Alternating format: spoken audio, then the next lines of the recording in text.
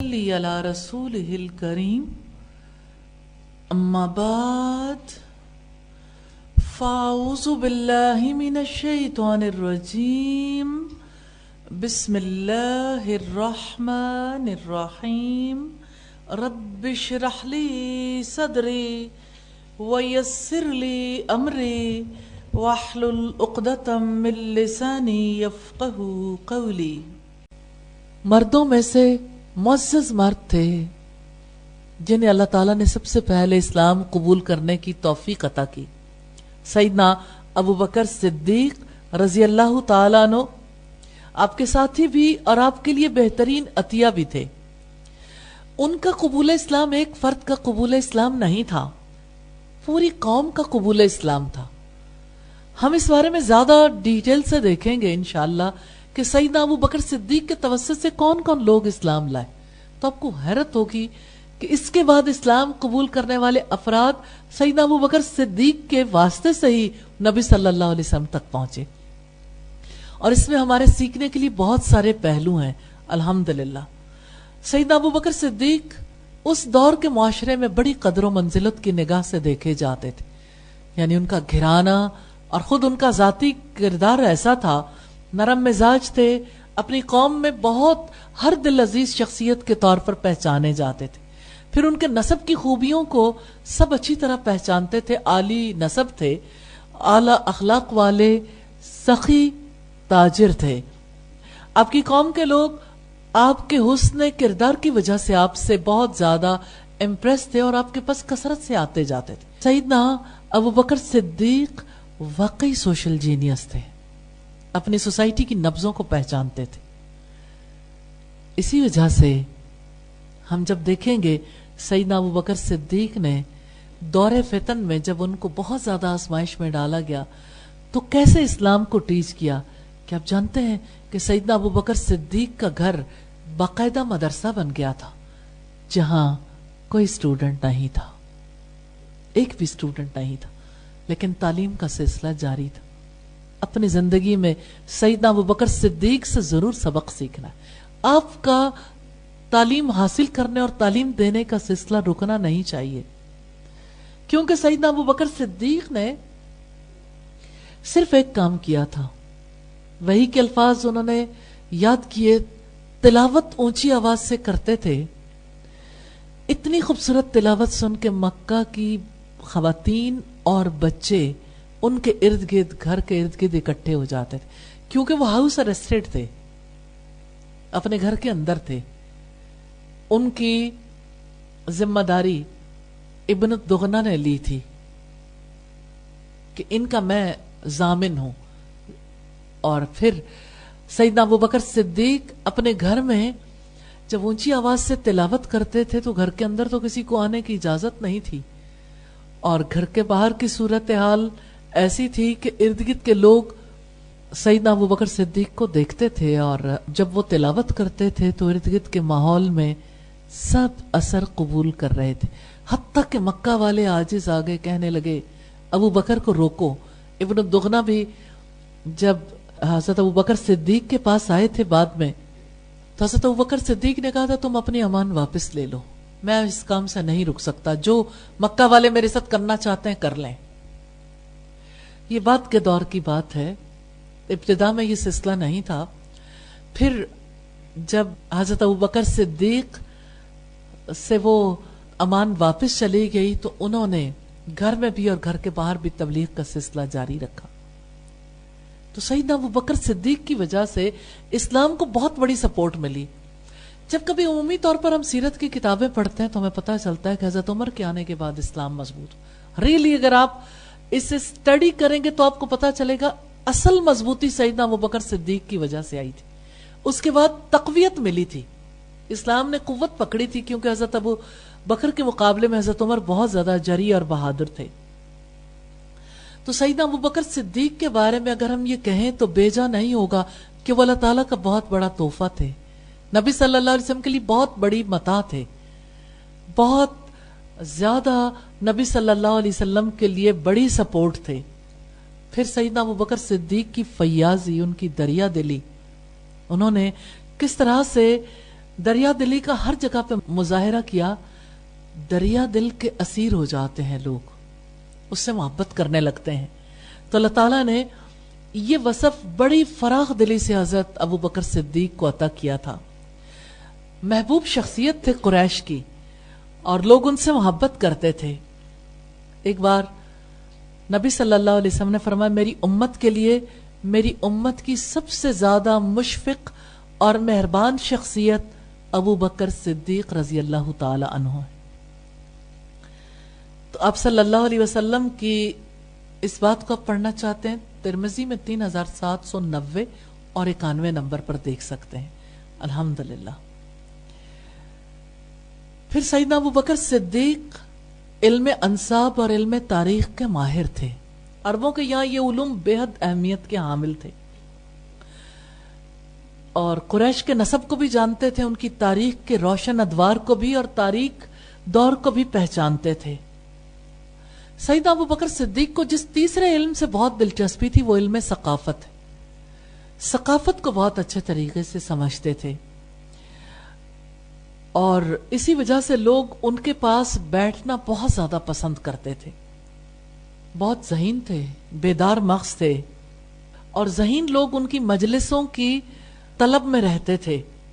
جو لوگ فکری اور علمی طور پر بہت ممتاز تھے وہ چاہتے تھے کہ سیدنا ابو بکر صدیق کے پاس جا کر بیٹھیں. یہ مقبولیت سیدنا ابو بکر صدیق کی عظمت کو اجاگر کرتی ہے. مکہ میں محنت مزدوری کرنے والا طبقہ بھی تھا، غلام بھی تھے، مالدار طبقہ بھی تھا. میں ایک غلط فہمی اس موڑ پر دور کرنا چاہتی ہوں کیونکہ آگے قبول اسلام کرنے والے لوگوں کو بھی ہم دیکھیں گے. عام طور پر لوگوں کے درمیان یہ غلط فہمی پائی جاتی ہے کہ پسے ہوئے طبقے نے سب سے پہلے اسلام قبول کیا تھا. پسے ہوئے لوگوں کو اسلام نے ویلیو کیا ہے لیکن پسے ہوئے طبقے کی تعداد بہت کم ہے. زیادہ افراد وہ تھے جو مکہ کے بہت زیادہ مقبول افراد تھے جنہوں نے اسلام قبول کیا. اور ہم ایک ایک شخصیت کے بارے میں دیکھیں گے. پہلے مرحلے پر جو اسلام قبول کرنے والے افراد تھے، دوسرے مرحلے میں جنہوں نے قبول کیا کہ وہ کس کس قبیلے سے تعلق رکھتے تھے تاکہ یہ غلط فہمی دور ہو جائے. کیونکہ آج بھی اسلام کے بارے میں یہ کانسیپٹ پوری ویسٹرن ورلڈ میں ہے. بھوکے ننگے لوگوں نے لوگوں پر چڑھائی کی، پہلے اپنوں پر اور اس کے بعد غیروں پر چڑھائی کر کے انہیں اپنا غلام بنا لیا. حالانکہ ریالٹی یہ نہیں ہے، حقیقت یہ نہیں ہے. حضرت ابوبکر صدیق مکہ کے بہت بڑے تاجر تھے. ضرورت مند لوگ ان کے پاس آتے تھے اور وہ ان کا پرتپاک استقبال کرتے تھے. مہمان نواز تھے، مہمانوں کی آمد پر بہت خوشی کا اظہار کرتے تھے، محبت بھرا سلوک کرتے تھے. اور سیدنا ابوبکر صدیق کا گھرانہ ایسا تھا جس کو مکہ والے بہت پسند کرتے تھے. کچھ گھرانے ایسے ہوتے ہیں نا کسی علاقے میں جہاں جانا سب لوگ پسند کرتے ہیں، شاید وہ گھرانے اب نہیں رہے، لیکن بہرحال جہاں لوگ بہت طویل عرصے تک رہتے ہیں تو لوگوں کے اثرات بھی ارد گرد کے لوگوں پر مرتب ہوتے ہیں. تو سیدنا ابو بکر صدیق نے لوگوں کو دعوت دی. مکی معاشرے میں وسیع پیمانے پر انہوں نے دعوت کا کام کیا کیونکہ سماجی، علمی اور ادبی سرمایہ بہت رکھتے تھے. یعنی ان کے پاس نالج بہت زیادہ تھا، ان کے آباء و اجداد کا بھی اور پھر ان کی تاریخ کا بھی، ان کی ثقافت کا بھی. تو جب وہ ایکٹیوسٹ بنے، متحرک ہوئے، تو اس کی وجہ سے بہت بڑی تعداد میں لوگوں نے اسلام قبول کر لیا. مثال کے طور پر حضرت عثمان بن عفان مکہ کے بہت مالدار فرد تھے. جب انہوں نے اسلام قبول کیا ان کی عمر 34 برس تھی، 34 ایئرس. رسول اللہ سے 6 برس چھوٹے تھے، نبی صلی اللہ علیہ وسلم سے آلموسٹ یا شاید اس سے کچھ کمی بیشی کے ساتھ ہوں، بہرحال 34 برس کی عمر تھی. حضرت عبد الرحمن بن عوف بہت بڑے تاجر تھے. جب مدینہ پہنچے تھے ان کی ایک سٹیٹمنٹ آپ کے سامنے رکھنا چاہتی ہوں. حضرت عبد الرحمن بن عوف نے ہجرت کے بعد ان کے اخی نے، یعنی ان کے جو خفت کا رشتہ رسول اللہ نے قائم کروایا تھا، تو ان کے بھائی نے ان سے کہا آدھا گھر آدھی جائیداد. انہوں نے کہا مجھے تمہارے مال سے کوئی کنسرن نہیں, مجھے یہ بتاؤ مارکیٹ کا راستہ کدھر ہے, تجارت کریں گے. اور حضرت عبد الرحمن بن عوف کہتے تھے اللہ کی قسم مٹی کو بھی ہاتھ لگاتا ہوں سونا بن جاتی, اتنے زیادہ تجارت میں ماہر تھے. حضرت عبد الرحمن بن عوف کی عمر 30 ایئرس تھی جب انہوں نے اسلام قبول کیا. حضرت سعد بن ابی وقاص 17 برس کے تھے جب انہوں نے اسلام قبول کیا. حضرت زبیر بن عوام کون تھے جی؟ ٹھیک ہے, حضرت اسما کے ہسبینڈ تھے. ٹھیک ہے, رسول اللہ کے کیا لگتے تھے؟ نبی صلی اللہ علیہ وسلم کی پھوپھی کے بیٹے تھے. تو قبول اسلام کے وقت ان کی عمر 12 سال تھی, 12 ایئرس. حضرت طلحہ بن عبید اللہ قبول اسلام کے وقت ان کی عمر 13 برس تھی. سوچیں کتنا بڑا اعزاز ہے ان کے لیے. 12 برس کا بچہ اسلام لا رہا ہے, 13 برس کا بچہ اسلام لا رہا ہے. سیدنا ابو بکر صدیق کی پہلی محنت, پہلی کھیپ یہ 5 نوجوان تھے. آپ نے انہیں اسلام کی دعوت دی اور انہوں نے فوراً قبول کر لی. جانتے طریقہ کار کیا تھا؟ وہ سب کو دعوت دیتے تھے, جو لوگ اسلام قبول کرنا چاہتے تھے وہ اس کو لے کر نبی صلی اللہ علیہ وسلم کے پاس آتے. ایسا نہیں ہوتا تھا اسلام کی دعوت دے کے انہیں ان کے گھر بٹھا دیتے. ہمارے یہاں لوگوں کا عجیب ذہن ہے کہ لوگوں کو ایک مرکز پہ لانے کی بجائے انہیں ٹکڑیوں ٹولیوں میں بانٹتے رہتے ہیں. تو آپ صلی اللہ علیہ وسلم کی خدمت میں لے کر آتے تھے, پھر آپ کے پاس آ کر وہ اسلام قبول کرتے تھے. کتنا پیارا طریقہ. اسی طرح سے تو ایک جماعت بنی, پہلی بنیادی جمعیت اسی طرح تیار ہوئی نا. اگر ہم یہ دیکھنا چاہیں تو یہ اسلام کی عمارت کے ابتدائی ستون تھے جن پر بعد میں آنے والے ادوار میں اسلام کی عمارت کی تعمیر ہوئی. تو نبی صلی اللہ علیہ وسلم کی حیثیت کو مضبوط بنانے والا کل سامان ابتدائی طور پر یہ تھا. یہ بالکل ابتدائی دور ہے. انہی کے ذریعے سے اللہ تعالیٰ نے نبی صلی اللہ علیہ وسلم کی نصرت کی, یعنی آپ کی مدد کی, انہیں طاقت بہم پہنچائی. پھر تو کیا مرد اور کیا عورتیں سب کے سب دین قبول کرنے لگ گئے. یعنی اس کے بعد لوگوں کے لیے آسانی ہو گئی. عجیب بات آپ سے کرنا چاہتی ہوں, لیکن اس وجہ سے کہ اللہ تعالیٰ آپ کو بھی توفیق دے, ہم سب کو توفیق دے. کیا آپ جانتے ہیں کہ اس ہراول دستے کا ہر فرد 12 سال کا بچہ بھی, 13 سال کا بچہ, 17 سال کا بچہ, 30 سال کا فرد, 34 سال کا, یہ عمریں تھیں 5 افراد کی. ہر فرد دین کا دائی تھا, سب دین کے علمبردار بن گئے اور سب کے سب دوسروں کو دین کی طرف راغب کرنے لگے. اگر ہم یہ دیکھنا چاہیں کہ ان کی تعداد تو کم تھی, اس کے باوجود انہوں نے رسالت کی حفاظت کی. انہی کی وجہ سے دین محفوظ ہوا, انہی کی وجہ سے یہ دعوت آگے بڑھی.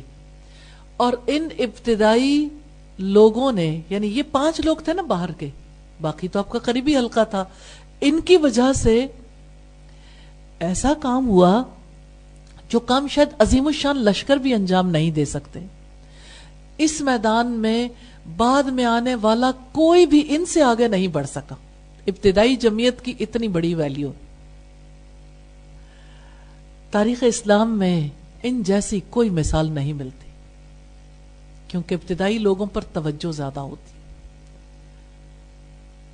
یہ آپ صلی اللہ علیہ وسلم سے تعلیم پانے والے, آپ کے ہاتھوں ان کی تربیت ہوئی, اور سیدنا ابو بکر صدیق رضی اللہ تعالی عنہ کی دعوت سے یہ نبی صلی اللہ علیہ وسلم تک پہنچے تھے. اور ان کی دعوتی سرگرمیاں ہمیں یہ بتاتی ہیں, سیدنا ابو بکر صدیق کو ضرور پڑھیے کہ دین حق پر کیسے ایمان لایا جاتا ہے. سیدنا ابو بکر صدیق کے طرز عمل سے پتہ چلتا ہے. ہم میں سے ہر فرد کی ذمہ داری ہے کہ ہم نان مسلمز تک اسلام کو پہنچائیں. اگر آپ یہ چاہتے ہو کہ آپ یہ کردار ادا کریں تو سیدنا ابو بکر صدیق کے زندگی کو پڑھیے, تاکہ آپ کو پتہ چلے کہ اسلام کی دعوت کیسے دی جاتی ہے, اور یہ کہ اللہ تعالیٰ اور اس کے رسول کے احکامات پر عمل کیسے کیا جاتا ہے. اور یہ کہ ایک مومن کا طرز عمل کیسا ہونا چاہیے. آپ چاہتے ہیں کہ آپ کا طرز عمل ایسا ہو کہ اللہ تعالی راضی ہو جائے, خوش ہو جائے, اور نبی صلی اللہ علیہ وسلم کی سنت کے عین مطابق ہو, تو سیدنا ابو بکر صدیق کو دیکھیے. ہاں, سچا مومن تو ایسا ہوتا ہے کہ اسے ایک لمحہ چین نہیں ملتا, وہ کہیں سکون سے نہیں بیٹھتا. جس سچائی پر وہ ایمان لاتا ہے وہ سچائی اپنی ذات کے اندر اپنے گھر تک محدود نہیں رکھتا, وہ سچائی کا اظہار جگہ جگہ ہر مقام پر جا کے کرتا, اور اس سچائی کو ثابت کرنے کے لیے اپنا پورا زور لگا دیتا ہے. دلائل کے زور سے وہ دوسروں کو تسلیم کروانا چاہتا ہے, اور وہ جذباتی انداز اختیار نہیں کرتا, اور عارضی طور پر یہ کام نہیں کرتا کہ مجھے فلاں نے ڈیوٹی دے دی, میں نے یہ کام کر لیا, یہ ہو گیا, اب بتائیں کیا کرنا ہے. اندر سے جو بات اٹھتی ہے, اندر کی آگ تو انسان کو چین نہیں لینے دیتی. تو اسلام ہر فرد کے اندر روشنی کا وہ الاؤ بھڑکاتا ہے جس کے توسط سے روشنی دوسروں تک پہنچتی ہے. الحمدللہ اسلام جو الاؤ بھڑکاتا ہے, عجیب بات ہے, وہاں کبھی اس الاؤ میں کوئی راکھ نہیں دیکھتا. لکڑیاں جلائی جاتی ہیں, وہ کوئلے بن جاتے ہیں, پھر کوئلے راکھ بن جاتے ہیں. جس کے اندر اللہ تعالیٰ کی ذات سے محبت بیدار ہوتی ہے نا, اس محبت کو ہمیشہ اور بھڑکتے دیکھا ہے. پھر یہ آگ بجھتی نہیں ہے. یہاں کبھی راکھ نہیں ہوتی کہ اس راکھ میں چنگاریاں رہ جائیں. سچا ایمان اسی طرح سے دوسروں تک پہنچتا ہے. جو سچا مومن ہے وہ سچا دائی ہوگا, جو سچا دائی نہیں ہے اسے اپنے ایمان کی طرف دیکھنا چاہیے. تو سیدنا ابو بکر صدیق کے جذبے, ان کی سرگرمیوں کو دیکھنا چاہیں, آخری سانس تک یہ سلسلہ جاری رہا, کہیں کمی نہیں آئی, کبھی اکتائے نہیں, کبھی رکے نہیں, کبھی جھکے نہیں, کبھی بکے نہیں. ہمیشہ انہوں نے یہ سلسلہ جاری رکھا. حقیقت یہ ہے کہ جب دعوت کا سلسلہ عام ہوتا ہے تو اس دعوت کا حامی بنانے کے لیے صاحب حیثیت لوگوں کا بڑا اثر ہوتا ہے. اسلام کی نشر و اشاعت میں دوسروں کے نسبت سیدنا ابو بکر صدیق کے اثرات اسی لیے زیادہ وسیع, اسی لیے زیادہ دور رس تھے, کیونکہ وہ صاحب حیثیت تھے, علم میں بھی آگے تھے, اپنے دور کا علم رکھتے تھے, دور کے تقاضوں کو جانتے تھے, لوگوں کی سوشل سائیکالوجی کو سمجھتے تھے. خاص بات جو میں اس موڑ پر کہنا چاہتی ہوں, قبول اسلام سے پہلے سیدنا ابو بکر صدیق کا جو تعلق نبی صلی اللہ علیہ وسلم کے ساتھ تھا وہ ذاتی تھا, ذاتی تعلق تھا. کیا آپ جانتے ہیں وہ تعلق لگاؤ میں کیسے بدلا؟ انہوں نے ری اورینٹیٹ کیا اس تعلق کو, نئے سرے سے اس تعلق کو صحیح جگہ پہ لا کے رکھا. دوستی کا تعلق اپنی جگہ پہ, لیکن انہوں نے اب اللہ پر ایمان اور مصائب میں ایک دوسرے کا دست و بازو بننے کی بنیاد پر رشتہ استوار کیا. اب دیکھیں, دو دوست ہوتے ہیں نا, برابری کی بنیاد پر دوستی کرتے ہیں, اور دوست جو ہیں وہ ایک دوسرے کے کام بھی آتے ہیں لیکن اپنی وجہ سے. اسی لیے جب کبھی دوسرا دوست جو ہے وہ کام نہ آئے تو لوگ اپنی وجہ سے گلہ کرتے ہیں کہ یہ شخص جو ہے وہ خود غرض ہے, مصیبت پہ کام نہیں آتا. لیکن جب اللہ تعالیٰ کی خاطر ایک تعلق قائم ہوا نا, جب ایمان لے آئے, تو اسے نئے سرے سے ریوائز کرنے کی ضرورت تھی, بنیاد بدلنے کی. تو بنیاد کیا بنی؟ اللہ پر ایمان, رسول اللہ پر ایمان, اور نبی صلی اللہ علیہ وسلم کا دست و بازو بننے کا عہد و پیمان کہ اب سدا آپ کا ساتھ دینا, بے غرض, واپسی کی طلب نہیں, کیونکہ نبی کو ضرورت تھی نا کہ ان کا ساتھ دیا جاتا. تو آپ صلی اللہ علیہ وسلم نے پوری حیات میں حضرت ابو بکر صدیق کو اس بنیاد پر قائم دیکھا. اسی لیے آپ کہتے تھے سب کا احسان اتار دیا، ابو بکر کا احسان میں نہیں اتار سکا، کہ وہ تو بدلہ اللہ تعالیٰ نے دینا. سیدنا ابو بکر صدیق رضی اللہ تعالی عنہ مسلمانوں کے پہلے خلیفہ یوں ہی اچانک سقیفہ بنی سعادہ میں نہیں بن گئے تھے. دراصل سیدنا ابو بکر صدیق کی جو تربیت تھی، رسول اللہ سے جو تعلق تھا، اور ابتدا سے دین کی نصرت کے لیے انہوں نے جو کام کیا تھا وہ بے مثال تھا، وہی حق رکھتے تھے. اسی لیے حضرت عمر نے سب سے پہلے ان کے ہاتھ پر بیعت کر لی کہ وہ یہ حق رکھتے ہیں. حضرت عمر رسول اللہ کے وصال کے موقع پر یہ کہہ رہے تھے کہ جس نے کہا کہ رسول اللہ کا وصال ہو گیا میں اس کا سر قلم کر دوں گا. تو اس موقع پر سیدنا ابو بکر صدیق نے یہ کہا تھا کہ لوگوں جو محمد کی پوجا کرتا تھا وہ جان لے کہ محمد صلی اللہ علیہ وسلم وفات پا چکے، اور جو اللہ رب العزت کی پوجا کرتا تھا، اس کی عبادت کرتا تھا، وہ جان لے کہ اللہ حی و قیوم ہے. پھر انہوں نے وہ آیت تلاوت کی کہ اگر تم مر جاؤ یا مار دیے جاؤ تو کیا وہ اپنے پاؤں پر الٹے پھیر دیے جائیں گے.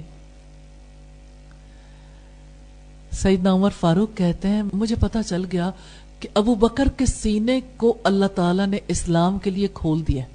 انہوں نے آگے بڑھ کر ان کے ہاتھ پر بیعت کر لی. تو سیدنا ابو بکر کی فراست کا پتہ چلتا ہے. تو آپ صلی اللہ علیہ وسلم نے کتنی قیمتی شخصیت پر کام کیا تھا، ان کے توسط سے کس طرح سے اسلام کی ہیلپ ہوئی. یہ پہلے مرحلے میں 5 لوگ تھے. میں آپ میں سے خاص طور پر ان لوگوں سے جو دعوت دین کا کام کرتے ہیں اور عام طور پر سب سے یہ پوچھنا چاہتی ہوں، آپ اسلام کی دعوت کس کو دے رہے ہیں؟ آپ کی زیر نگرانی کون سے لوگ ہیں؟ آپ کن کو اس قابل بنانا چاہتے ہیں کہ انہیں باقاعدہ طور پر اسلام کا علم حاصل کرنے کا موقع ملے، قرآن مجید کا، سنت رسول کا، رسول اللہ کی تعلیمات کا. یہ کسی ادارے کی پروموشن نہیں ہے، یہ اللہ کا دین ہے. ابلیس کتنی غلط فہمیوں میں ڈالتا ہے. یہ کسی کی شخصیت کی پروموشن نہیں ہے، یہ اللہ تعالیٰ کا دین ہے، یہ دین کی دعوت ہے. جب آپ اللہ تعالیٰ کے دین کی دعوت دیتے ہیں، کسی کو اللہ تعالیٰ کی کتاب پڑھنے کے لیے تیار کرتے ہیں، تو دراصل اسی وقت تو وہ ایمان لاتا ہے. علم کے بغیر ایمان دھوکہ ہی تو ہے، کیونکہ بندے کو پتہ ہی نہیں کہ اس نے زندگی میں کیا کرنا ہے. تو آج سے خالی کاغذ سامنے رکھ لیں، لیکن کسی کا نام ضرور لکھ لیجئے گا. پوائنٹ آؤٹ کرنا ہے کس کو اللہ رب العزت کے ساتھ محبت سکھانی ہے، اس کی کتاب کا علم حاصل کرنے کے لیے تیار کرنا ہے. کون سا ایسا فرد ہے جو سب سے قیمتی ہے سوسائٹی کا، جس پر آپ کام کریں گے؟ کمزور لوگوں پر کام آسانی سے اس لیے ہو جاتا ہے کہ وہ دب جاتے ہیں، لیکن ان کا دل ضروری نہیں کہ قبول کرے، وہ آپ کے دباؤ کی وجہ سے عارضی طور پر قبول کر لیتے ہیں. ذہن رکھنے والے افراد جن کے توسط سے سوسائٹی میں چینج آ سکتی، وہ جہاں رہیں گے آگے آگے دین پھیلانے کا کام کرتے رہیں گے. آخر زندگی میں آپ کے پاس بھی تو وہ لسٹ ہونی چاہیے. ابھی سیدنا ابو بکر صدیق کی طویل لسٹ ہے جس کے اوپر انشاءاللہ ہم آئندہ بات کریں گے. تو آپ کو کیسا لگا رسول اللہ صلی اللہ علیہ وسلم اور سیدنا ابو بکر صدیق کا کام؟ کیا اس میں ہمارے لیے اسباق ہیں؟ الحمدللہ رب العالمین. تو انشاءاللہ حضرت ابو بکر صدیق کے حوالے سے مزید بھی دیکھیں گے. اللہ پاک نے انہیں کتنی اعلیٰ صلاحیتیں عطا کی تھیں. اللہ کے ہاں ان کا درجہ بہت بلند تھا. یا اللہ ہمیں بھی ایسے کام کرنے کی توفیق دینا کہ تیرے ہاں ہمارا درجہ بلند ہو جائے. دنیا میں درجہ بلند کرنے کے لیے لوگ جانتے ہیں کہاں پہنچتے ہیں؟ خواتین لوگوں کی نظروں میں مقام پانے کے لیے آپ کہیں جانا چاہتے ہیں تو آپ کو سب سے پہلے کس چیز کا خیال آئے گا؟ لباس کا آتا ہے؟ کیا پہن کر جائیں گے؟ جوتے. جب جائیں گے تو لوگ کیا فیل کریں گے؟ اس لیے لوگوں کا رخ بازار کی طرف رہتا ہے. آپ کا رخ کہاں رہتا ہے؟ آپ اللہ تعالیٰ کی طرف رخ کرتے ہیں یا کسی اور جانب؟ دیکھیں ضروریات پوری کرنے کے لیے تو سبھی جاتے ہیں, جانے سے تو رب نے نہیں روکا, لیکن آپ کی سوچ کا رخ اللہ تعالیٰ کی طرف زیادہ رہتا ہے یا کہیں اور رہتا ہے؟ سوچتے رہیے گا, سوچنے والا معاملہ ہے. اللہ تعالیٰ ہمیں توفیق دے کہ ہم اپنے اسلاف کی طرح اس دین کے لیے اور حقیقی ایمان لانے کے لیے لوگوں کو تیار کر سکیں. کیا آپ اللہ تعالیٰ کے یہاں ایسی لسٹ پریپئر کرنا چاہتے ہیں جن کو آپ حقیقی طور پر ایمان قبول کرنے کے لیے اور حقیقی طور پر صالح زندگی گزارنے کے لیے, علم حاصل کرنے کے لیے تیار کر سکیں؟ کون کرنا چاہتا ہے؟ یہ میں اس وجہ سے ہینڈ ریز کروا رہی ہوں, اور مجھے یقین ہے کہ دور بھی رہنے کے باوجود لوگ ضرور ہینڈ ریز کر رہے ہیں, الحمدللہ, اور ضرور کریں گے. لیکن میں چاہتی ہوں کہ یہ بات آپ کے دل سے ابھرے اور زندگی بھر یہ بات جاری رہے, کیونکہ ہم نے نبی صلی اللہ علیہ وسلم کی اتباع کرنی ہے اور ان لوگوں کی اتباع کرنی ہے جنہوں نے نبی صلی اللہ علیہ وسلم کا ساتھ دیا تھا. کیا ہم نبی صلی اللہ علیہ وسلم کا ساتھ نہیں دیں گے؟ قرآن مجید میں آتا ہے سورہ الفتح آیت نمبر 29, محمد الرسول اللہ, محمد صلی اللہ علیہ وسلم اللہ کا رسول ہے, والذین معہ, اور جو لوگ ان کے ساتھ ہیں. آپ رسول اللہ کے ساتھ ہیں؟ الحمدللہ. والذین معہ اشداء علی الکفار رحماء بینہم, وہ ایسے لوگ ہیں جو کافروں پر سخت ہے اور آپس میں رحیم اور شفیق ہیں. تراہم رکعان سجدا یبتغون فضلا من اللہ ورضوانا, آپ انہیں دیکھو گے رکوع میں, سجدوں میں. حضرت خدیجہ کس طرح سے نظر آئی ہیں آج آپ کو؟ حضرت ابوبکر, رسول اللہ, حضرت علی. تراہم رکعان سجدا یبتغون فضلا من اللہ ورضوانا سیماہم فی وجوہہم من اثر السجود, آپ انہیں رکوع میں سجدوں میں دیکھو گے, وہ اللہ کے فضل اور اس کی رضا کی تلاش میں رہتے ہیں. ان کے چہروں پر سجدوں کے اثرات سے نشانات ہیں. ذالک مثلہم فی التوراۃ, ان کی رسول اللہ پر ایمان لانے والوں کی, ساتھ دینے والوں کی یہی مثال آئی ہے تورات میں. اور انشاءاللہ جب ہم آگے بڑھیں گے تو ہم انجیل کی مثال بھی دیکھیں گے, ود ریفرنس ٹو انجیل بھی دیکھیں گے. الحمدللہ, الحمدللہ رب العالمین. اللہ پاک نے موقع دیا. وہ کہتے ہیں سہج پکے سو میٹھا ہو. تبھی دل کے اندر جب محبت اور ایمان داخل ہوتا ہے, جمتا ہے, تو اتنا ہی زیادہ پھر عمل میں بھی مٹھاس آتی ہے. میں اللہ تعالیٰ سے دعا کرتی ہوں ہم سب کی زندگیوں کا رخ اپنی جانب کر لیں. اللہ تعالیٰ کا احسان ہے کہ اس نے ہمیں محمد رسول اللہ صلی اللہ علیہ وسلم کی امت میں سے بنایا.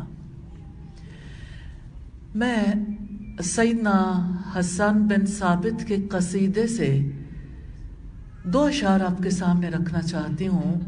نبی صلی اللہ علیہ وسلم کی شان میں جو اشعار ہیں وہ عربی زبان میں ہیں. وَأَحْسَنَ مِنْكَ لَمْ تَرَ قَطُّ عَيْنِي, اور آپ کی ذات اقدس سے زیادہ حسین میری نگاہ نے کبھی کوئی دیکھا ہی نہیں.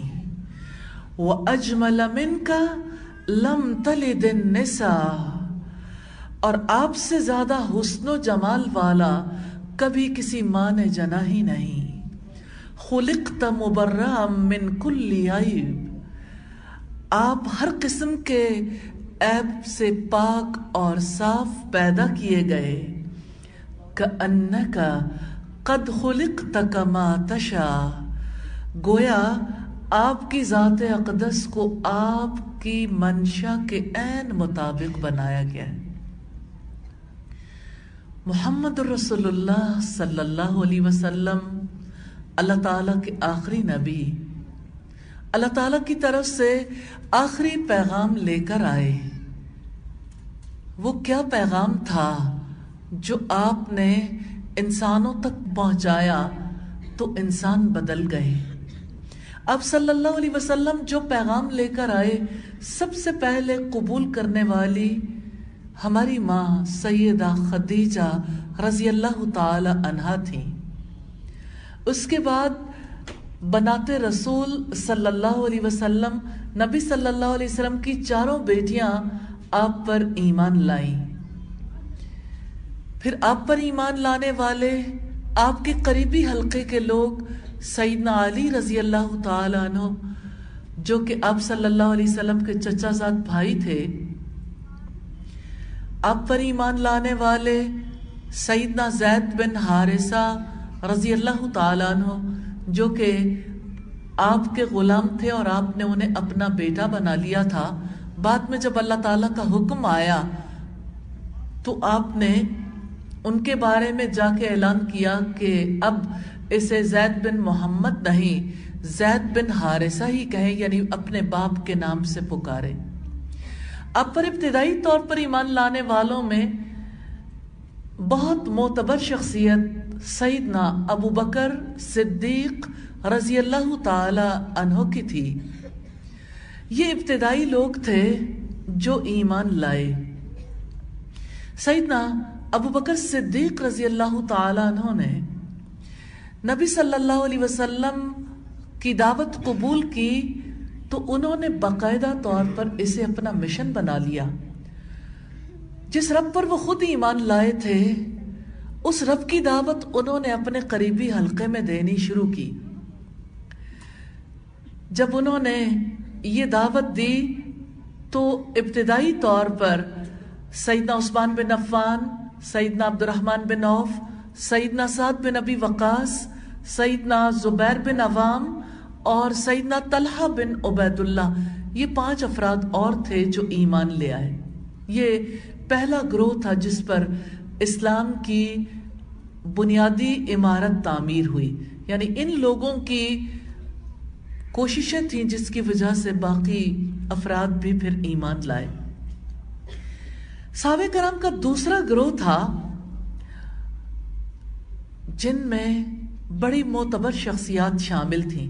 عام طور پر یہ سمجھا جاتا ہے کہ نبی صلی اللہ علیہ وسلم پر ایمان لانے والے غلام اور پسے ہوئے طبقے کے لوگ تھے، جبکہ اصل حقیقت یہ ہے کہ غلام اور پسے ہوئے طبقے کے لوگ بھی شامل تھے، لیکن زیادہ لوگ وہ تھے جو سوسائٹی کے بڑے معتبر لوگ تھے۔ ان میں سیدنا ابو عبیدہ ابن الجراح رضی اللہ تعالی عنہ، ابو سلمہ، یہ نبی صلی اللہ علیہ وسلم کے رضائی بھائی ہیں اور آپ کی پھوپھی برہ بنت عبد المطلب کے صاحبزادے ہیں۔ اسی طرح ارقم بن ارقم، عبیدہ بن حارث بن عبد المطلب، آپ کو نام سے یہ اندازہ ہو رہا ہوگا کہ آپ کے چچا حارث کے بیٹے تھے۔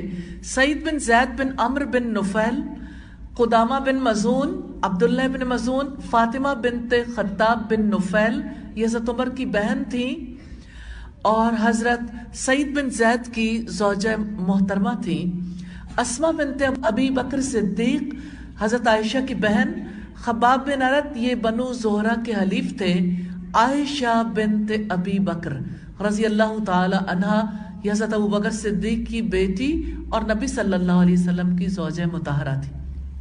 دوسرے گروہ میں 12 افراد شامل تھے، یعنی حضرت خدیجہ اور آپ کی 4 بیٹیوں کے ساتھ 5 لوگ ابتدائی طور پر اسلام لائے۔ 3 اور افراد تھے مردوں میں سے، جیسے حضرت علی، حضرت زید اور حضرت ابو بکر صدیق۔ दूसरे मरहले में ईमान लाने वाले 5 लोग थे। फिर इसके बाद 12 और लोग, यानी पहले मरहले में जो लोग ईमान लाए हजरत अबू बकर सिद्दीक की कोशिश से, वो 5 थे। फिर दूसरे मरहले में 12 लोग ईमान लाए।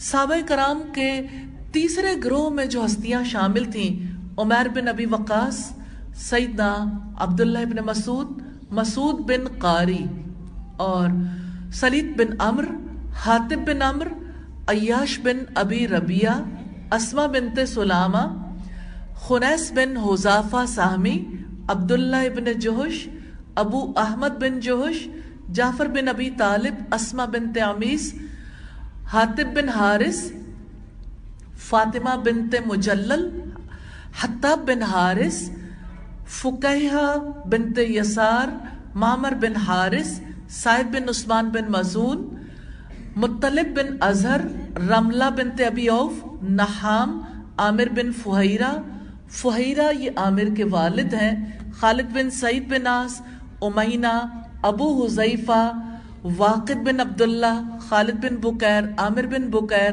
अय्यास बिन बुकैर, अम्मार बिन यासिर, सुहैब बिन सनान रोमी, सईदना अबू जर गिफारी, उनैस गिफारी, उम्मे अबू जर और उनैस गफ्फारी, हजरत बिलाल बिन रबाह हबशी। ये कुल 38 लोग थे जो इब्तिदा में इस्लाम लाए। जब इतने लोग इस्लाम ले आए तो सईदना अबू बकर सिद्दीक ने नबी सल्लल्लाहु अलैहि वसल्लम से कहा कि अब हम छुप के नहीं दावत देंगे, अब हम एलानिया इजहार करना चाहते हैं। तो अब सल्लल्लाहु अलैहि वसल्लम ने फरमाया, नहीं अबू बकर, अभी हम थोड़े हैं। वो कैसी तब्दीली थी जो मक्का के माहौल में आ रही थी।